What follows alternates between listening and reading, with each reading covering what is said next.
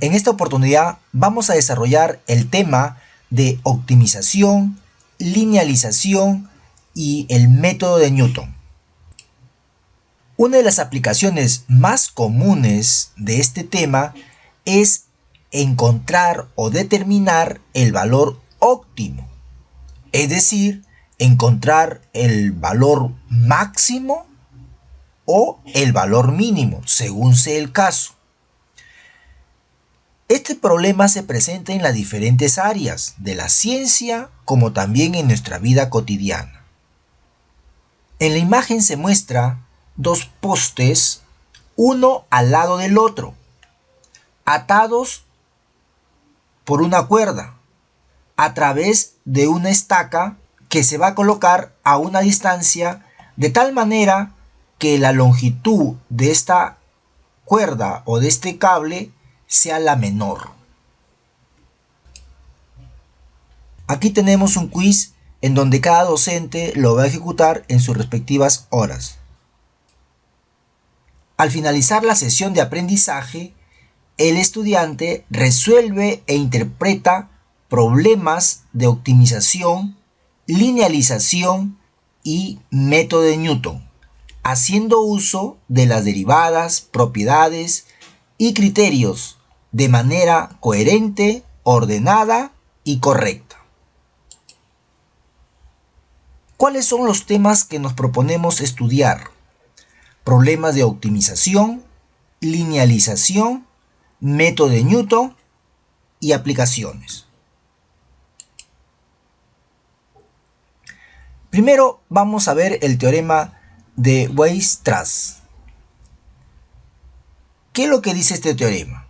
Si f es una función continua en un intervalo compacto, quiere decir cerrado y acotado, en un intervalo cerrado a, b, entonces hay al menos dos puntos, x1 y x2, pertenecientes al intervalo cerrado a, b, donde f de x alcanza los valores extremos absolutos.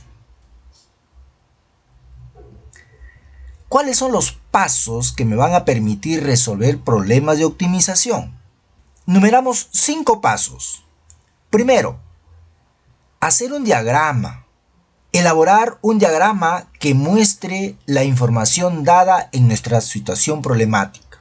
Segundo paso, función objetivo. Formular una función de una sola variable para la cantidad que se requiera maximizar o minimizar según sea el caso. Paso número 3. Restricciones. Determinar el dominio de esta función. El dominio se obtiene según la naturaleza de la situación problemática. Paso número 4. Aplicar leyes y propiedades. Consiste en determinar los valores críticos de la función e investigar si son máximos y mínimos locales, según sea el caso. Y por último, como todo problema, hay que darle una respuesta. Con base en los resultados obtenidos en el paso anterior, responda a las preguntas formuladas en el problema. Entonces, estos son los 5 pasos que debemos seguir para tener éxitos en la solución de un problema de optimización. Veamos el primer ejemplo. Es el siguiente. Los costos en miles de dólares de producir X miles de unidades de cierto producto está modelado por la siguiente función.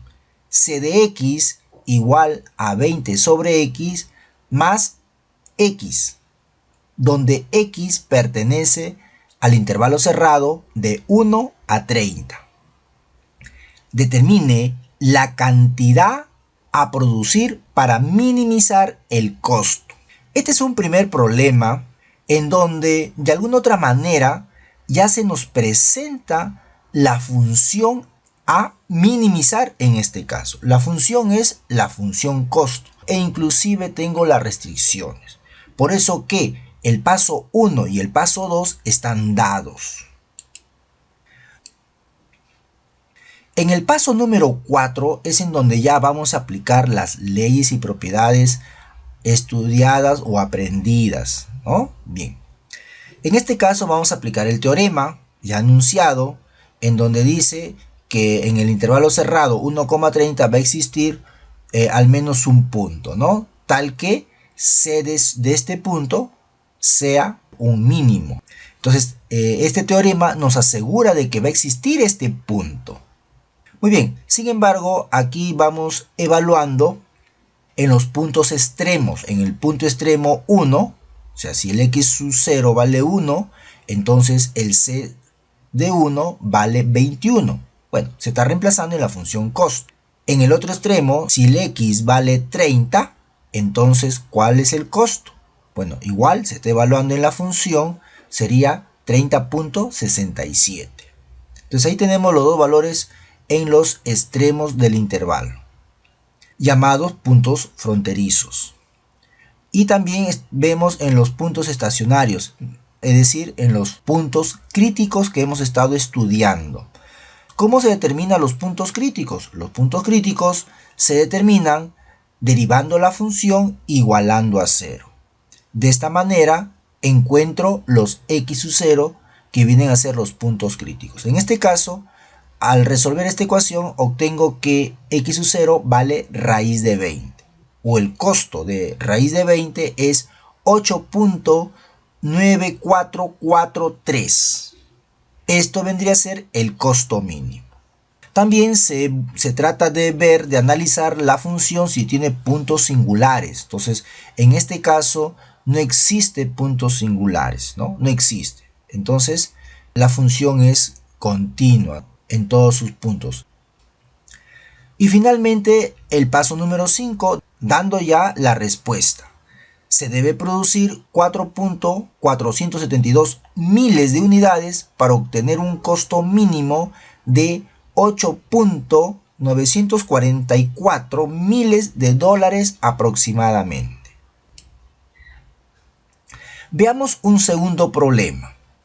Se desea construir un depósito de GLP constituido por un cilindro recto y dos semiesferas, como se muestra en la imagen. El costo de producir la parte cilíndrica es de $200 el metro cuadrado y el costo de producir la parte esférica es de $300 el metro cuadrado. Sabiendo que el volumen total debe ser 20 pi metros cúbicos y que el radio de la parte cilíndrica debe tener como mínimo 1 metro y como máximo 3 metros, determinar las dimensiones del depósito que generan el menor costo de fabricación. Muy bien, a diferencia del problema anterior, nos damos cuenta que en este nuevo problema no tenemos de la función objetivo. No está dado como en el ejemplo anterior. Entonces, lo primero que debemos hacer aquí es, bueno, como ya se nos recomienda en el primer paso, hacer un esquema, un bosquejo, que nos permita traducir toda esta información que tenemos aquí. Entonces, eso es lo que vamos a hacer en primer lugar. Y ahí tenemos el esquema, ¿sí? Entonces, el esquema de este depósito, ¿sí? Ahí tenemos la parte laterales son cilíndricas de radio R y la parte central, que vendría a ser un cilindro de longitud H. El segundo paso es modelar, encontrar la función objetivo. La función objetivo es costo, ¿sí? Lo que vamos a minimizar el costo. Entonces, la función costo vendría a ser entonces lo que cuesta construir estas partes laterales más lo que cuesta construir este cilindro. Entonces, la suma de los dos sería el costo total y lo que queremos es que este costo sea el menor. Entonces, necesitamos minimizar este costo. Veamos cuáles son estas fórmulas. El costo de producir la parte cilíndrica es de $200 el metro cuadrado. Entonces, 200 por el área del cilindro. Y para producir la parte esférica, $300 el metro cuadrado. Entonces 300 por el área de las semiesferas. Entonces ahora sí lo traducimos en fórmulas. ¿Cuál es el área del cilindro? El área del cilindro pues sería 2πr por la altura. 2πr es la longitud de la circunferencia y luego por la altura. Ese sería el área del cilindro, multiplicado por 200. ¿Y cuál es el área de las semiesferas? ¿De acuerdo? Entonces aquí sería, el área de la semiesfera sería 4πr al cuadrado multiplicado por 300. Entonces, esta sería nuestra función objetivo, minimizar la función costo.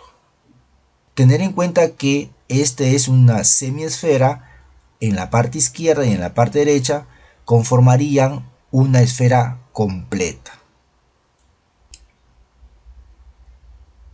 En el tercer paso tenemos las restricciones.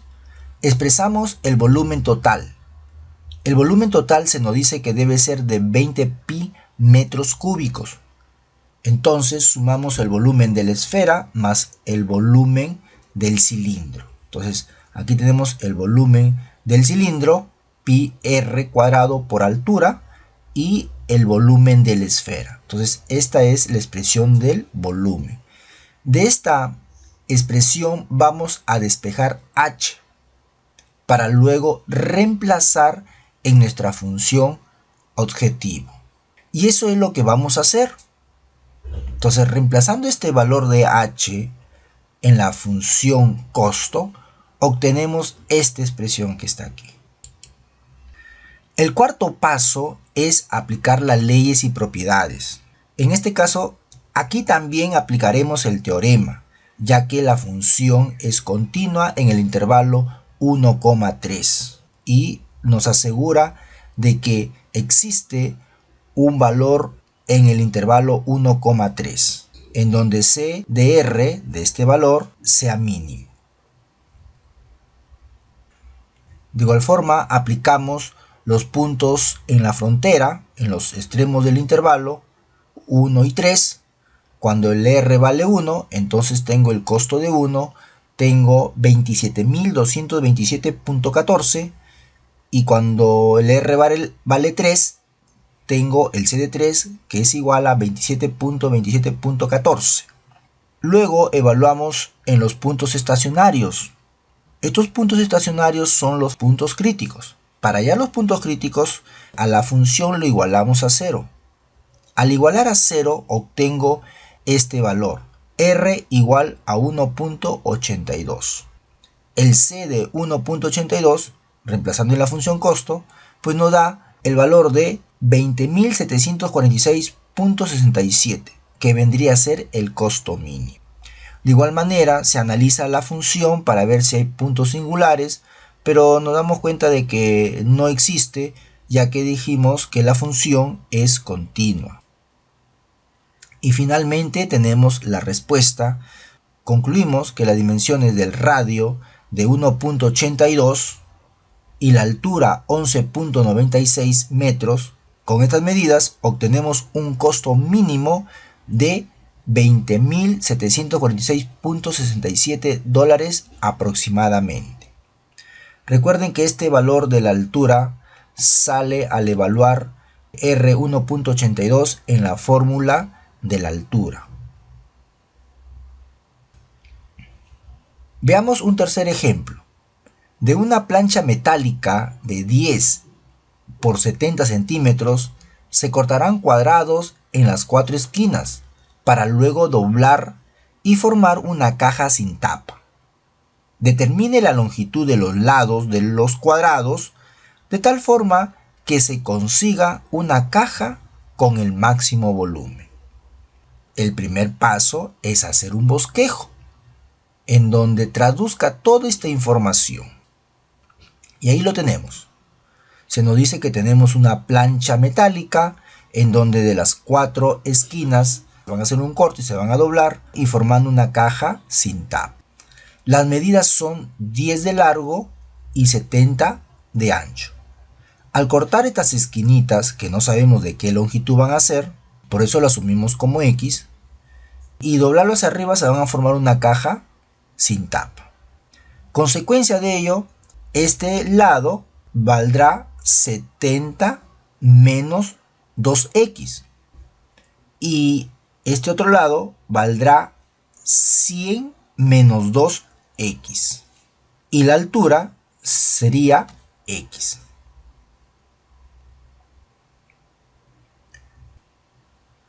El segundo paso es determinar la función objetivo.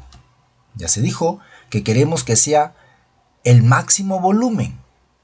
Entonces, el volumen de esta caja sería largo por ancho y por alto.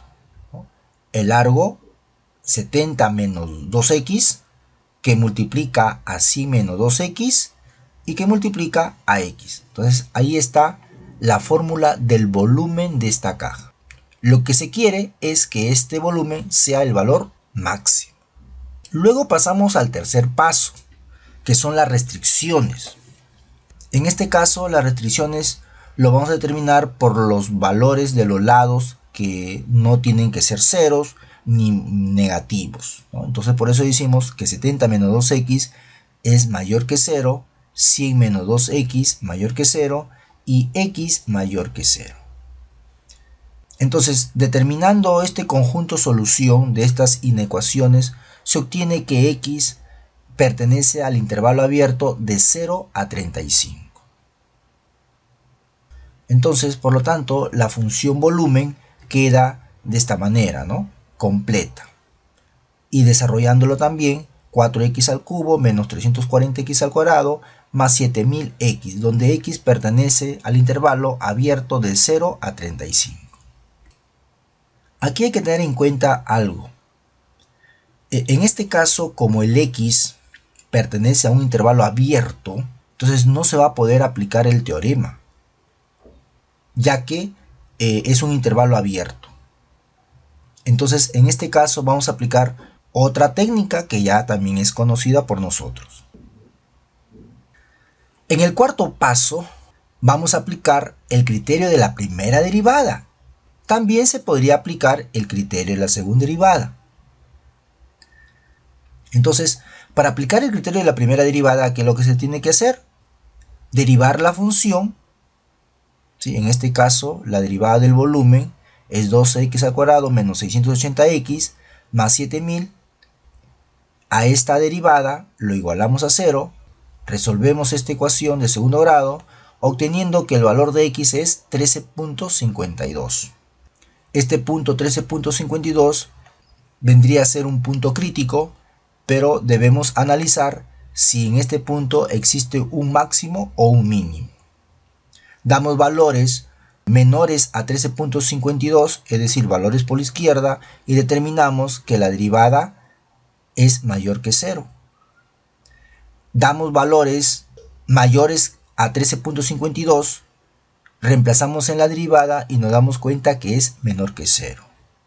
Entonces, por la izquierda del punto crítico, la derivada es mayor que 0 y por la derecha del punto crítico, la derivada es menor que 0. Eso indica, el criterio de la primera derivada, indica que en este punto 13.52 existe un máximo. Entonces, con esto aseguramos este valor del volumen en el punto 13.52 es un valor máximo. Finalmente tenemos la respuesta. La longitud de los cuadrados que se van a cortar en las cuatro esquinas es de 13.52 centímetros para obtener un volumen máximo de 42.376.56 centímetros cúbicos aproximadamente. Bien, ahora veamos el tema de la linealización. Se nos presenta el siguiente gráfico. De la gráfica podemos observar que la ecuación de la recta tangente de la función f en el punto A está dada por y menos f de A igual a f' de A multiplicado por x menos A en el punto A. sabemos que y es lo mismo que decir f de x. Eso es lo que podemos obtener de esta gráfica. Analicemos. Se va a llamar aproximación lineal de f en a la expresión f de x equivalente a f de a más f' de a multiplicado de x menos a. Cuando x toma valores cercanos a a. El punto A se encuentra en esta posición. Entonces, cuando damos valores cercanos a A, entonces el valor de f de A es muy próximo a f de x. Y se va a llamar linealización de f en a la función lineal cuya gráfica es la recta tangente, ¿no? Es decir, aquí. Esta es la recta tangente. Entonces, a raíz de ello, podemos concluir que f de x es muy equivalente a L de x. Entonces, a esta expresión llamamos linealización de f en a. Veamos un ejemplo. En un tubo de ensayo se evapora un líquido A. Después de 30 segundos quedan 30 milímetros. Y disminuye con una rapidez de 2 milímetros por segundo. Aproxime la cantidad de líquido después de 32 segundos. Entonces, lo que vamos a hacer, primero, ver las variables que vamos a manejar. En este caso lo vamos a llamar C de T a la cantidad en milímetros de líquido presente en el tubo de ensayo después de T segundos. A la variable T sería segundos. Y como dato del problema tenemos que en este caso A va a valer 30 segundos, después de 30 segundos. Y C de 30 50 milímetros, ya que después de 30 segundos queda 50 milímetros. Y disminuye a una rapidez de 2 milímetros por segundo. Entonces, la rapidez en este caso lo vamos a interpretar como si fuese la derivada. Entonces, la derivada al cabo de los 30 segundos es 2 milímetros por segundo, dice. En este caso es con signo negativo porque nos dicen que disminuye. Entonces ya tenemos aquí los datos. Ahora lo que nos queda es reemplazar en la función de la linealización. Entonces tenemos L de T es igual a C de A. En este caso C de A vale 50 más C' de A. En este caso C' de 30 vale menos 2 multiplicado T menos A. A ya dijimos que vale 30. Sería T menos 30.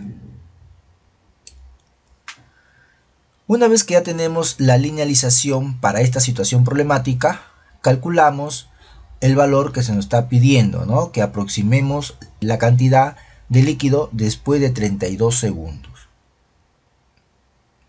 Entonces lo que nos queda es reemplazar este valor de t sub 0 igual 32 en la linealización. Sería 50 menos 2 que multiplica a t, pero t vale 32 menos 30. Haciendo esta operación llegamos que L de 32 es igual a 46 milímetros. Por lo tanto, la cantidad de líquido después de 32 segundos es 46 milímetros. Ahora veamos el error relativo. Por el error entenderemos la diferencia entre el valor verdadero y el valor aproximado. Luego, el error relativo se define como un cociente del error sobre el valor verdadero multiplicado por 100. Veamos un ejemplo. Dice así: la medida real del radio, según plano, del tanque esférico es de 9 metros. Al medir físicamente se tiene 8.98 metros de radio. Determine el error relativo que se comete en el volumen.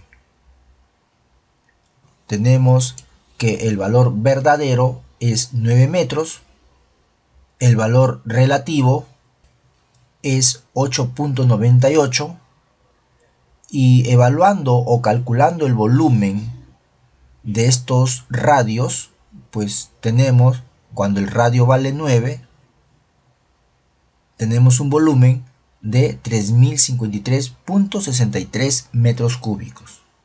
Y cuando el radio es 8.98, el volumen es 3033.32 metros cúbicos.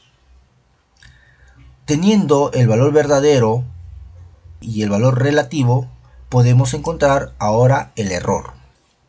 El error sería la diferencia del valor verdadero y del valor relativo, dando como resultado 20.31. Luego de ello podemos encontrar el error relativo, que es 20.31 sobre el valor verdadero, que es 3053.63 multiplicado por 100, dando un valor de 0.67%. Ahora veamos las aproximaciones con diferenciales. Si y es igual a f de x, donde f es derivable, se define la diferencial de y en términos de la diferencial de x como diferencial de y es igual a la derivada de f multiplicado por la diferencial de x. Aquí podemos apreciar esta gráfica en el cual vemos que la variación de x es igual al diferencial de x, mientras que el diferencial de y es diferente a la variación de y. Entonces, de la gráfica podemos obtener lo siguiente, que delta de y es igual a f de x más delta de x menos f de x, es decir, delta de y, ¿sí?, esta distancia es igual a f de x más delta de x menos f de x. Además, como ya observamos, que delta de x es igual al diferencial de x. Con ello, ¿qué podemos inferir? Cuando el delta de x tiende a 0, es decir, cada vez un valor más pequeño, entonces el delta de y va a tender o se va a aproximar a diferencial de y. Además que el delta de y es aproximadamente igual a f de x más delta de x menos f de x. Esto como consecuencia de lo anterior. Como delta de y es próximamente al diferencial de y, entonces reemplazamos acá, por lo tanto tenemos esta expresión. Y como consecuencia de ello tenemos lo siguiente, que el f de x más diferencial de x es equivalente a f de x más diferencial de y. Y de todo ello llegamos a la conclusión de que de la expresión dada anteriormente, de que diferencial de y es igual a la derivada de f multiplicado por el diferencial de x, entonces que el delta de y es aproximadamente a la derivada de f multiplicado por el delta de x. Veamos la aplicación de esto en un problema. Un fabricante quiere diseñar una caja abierta en la cual cada arista mide 30 centímetros, con un error posible de más o menos 0.2 centímetros cúbicos. ¿Cuál es el máximo error posible aproximado en el volumen de la caja? Primero definimos nuestra variable x, lo vamos a considerar como la longitud de la arista, y el volumen de la caja sería x al cubo.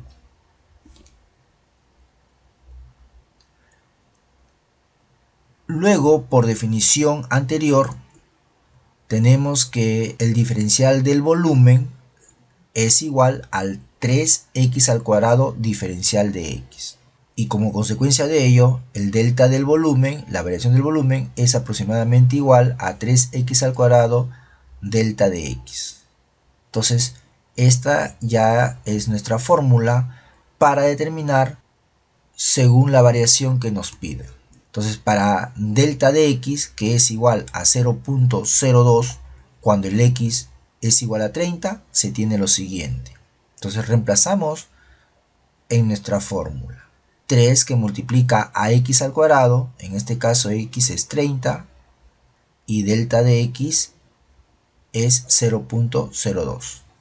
Haciendo esta operación, tengo que la variación de el volumen es aproximadamente a 54 centímetros cúbicos, concluyendo que el error, ¿no?, en el volumen es de 54 centímetros cúbicos. Entonces la variación se entiende como un error aquí en este caso. Veamos ahora el método de Newton. El método de Newton es una aplicación del cálculo diferencial que se utiliza para aproximar los ceros de una función diferenciable en el intervalo a, b. Ahí tenemos una gráfica. Consideramos estos dos primeros puntos, el punto x1 f de x1 y el punto x2 f de x2. Si consideramos estos dos puntos, tenemos la siguiente ecuación de la recta. Despejando f de x2, tenemos esta otra expresión. Pero como vemos aquí en este punto, x2, f de x2, aquí f de x2 es 0. Entonces, haciendo 0 esta expresión y despejando x2 es igual a x1 menos f de x1 sobre f' de x1.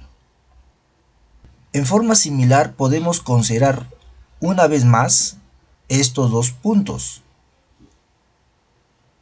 y formamos una nueva ecuación de la recta, y en este caso vamos a despejar x sub 3.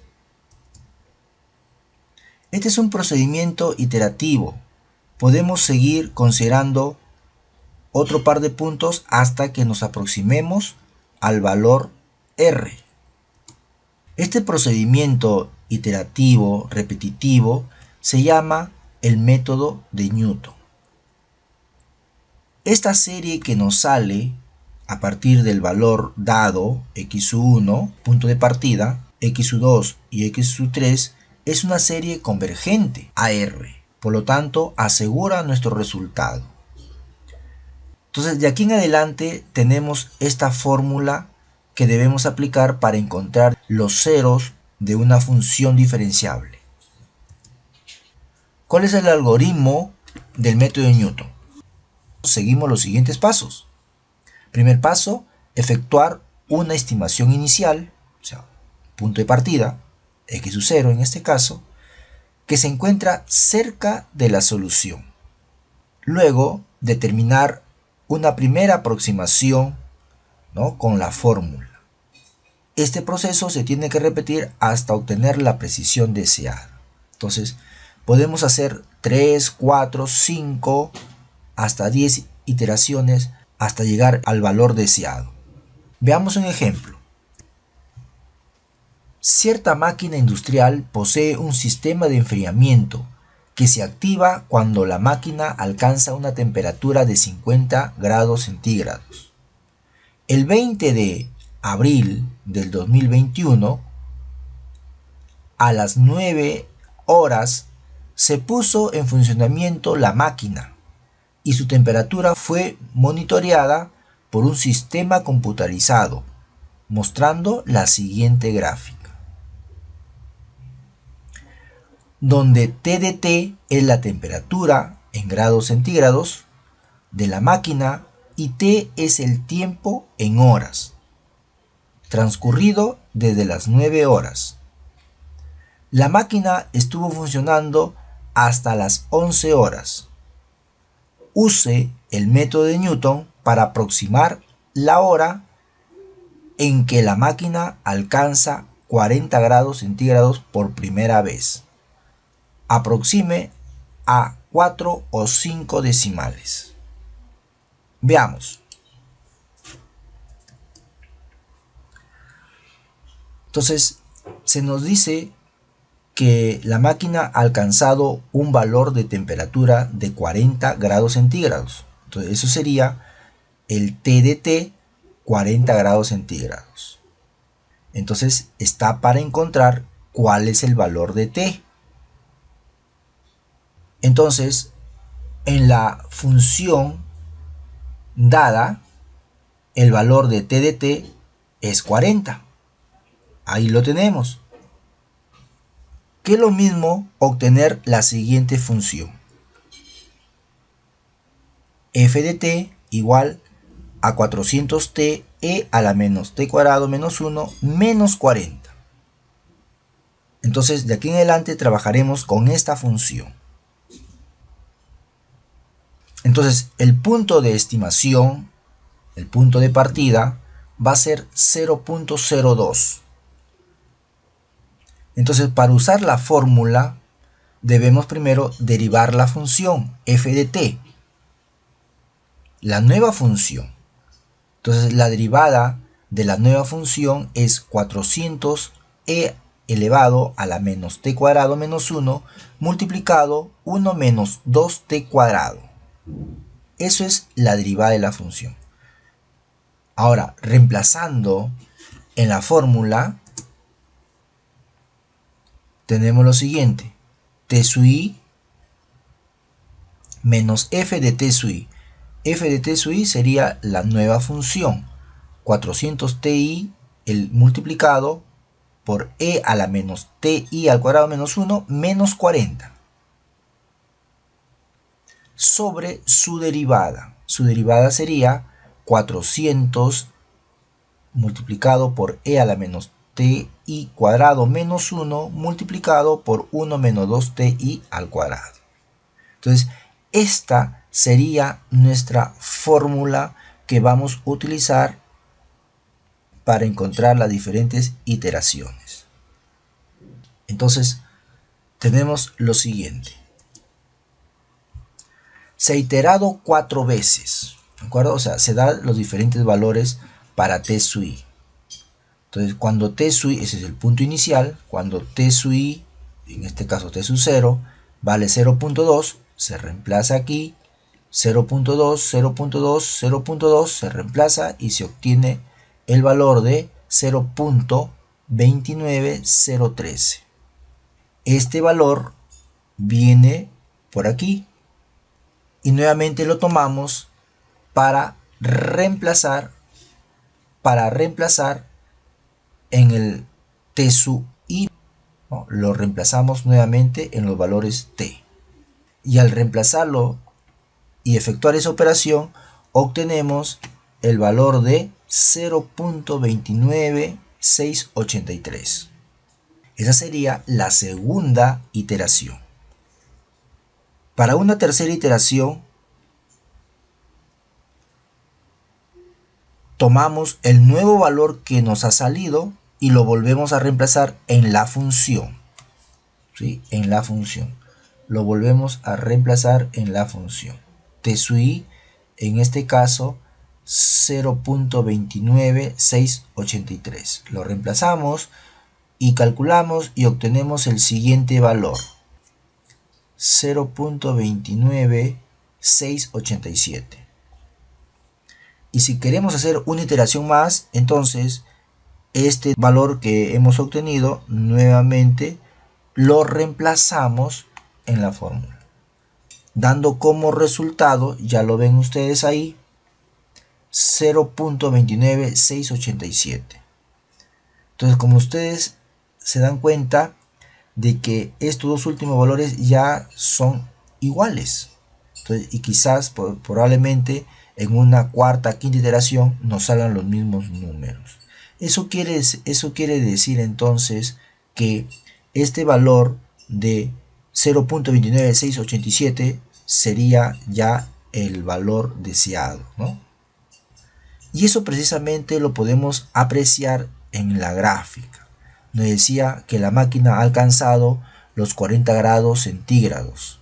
Por primera vez, dice, ¿no? Porque también resulta que hay una segunda vez que va a suceder eso, que es en este caso.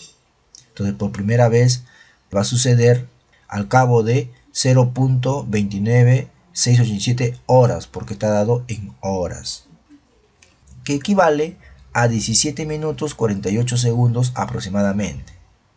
Entonces, es así el método de Newton, ¿no?